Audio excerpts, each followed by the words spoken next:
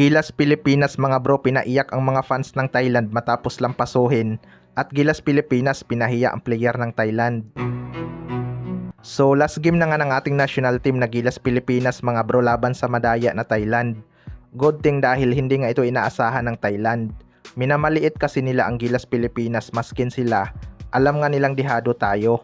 May mga nagtatanggol pa nga sa Thailand na mga haters ng Gilas Pilipinas. Kesyo Gilas daw ang liyamado at hari sa SEA Games. Totoo naman mga bro na tayo ang hari pagdating sa SEA Games. Pero hindi nga yan ang best team ng Gilas Pilipinas na kayang mag-dominate ng kalaban. Malakas pa rin naman pero kulang sa preparasyon. Di hamak na pwede pang lumakas ang team na yan kung napaghandaan lang. Pero pinaiyak pa rin naman nila ang Thailand mga bro matapos lampasuhin sa gold medal match. Ito yung maganda sa Gilas, masyadong minaliit ng Thailand. Kaya nag-relax lang sila. Hindi nila alam malakas ang mga yan sa isolation play at mga tirador pa sa tres. Sa big man lang tayo logi dahil walang ang experience ang isang big man sa rotation ni Coach Norman Black.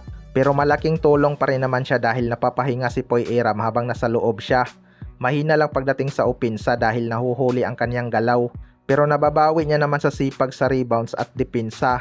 Kaya mahabang minuto pa rin ang kanyang nakukuha lalo na kontra Indonesia. Isa talaga to sa nagpahirap sa mga big man ng Indonesia dahil physical din to dumipinsa.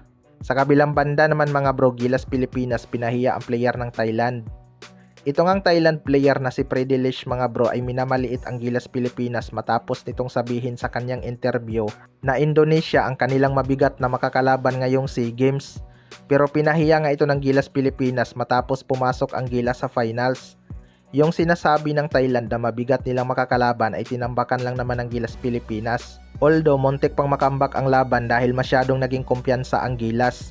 Kapag nakapundo sila ng ganong lamang sa Thailand mga bro, dapat maging aggressive pa rin sila at huwag mag-relax sa depensa.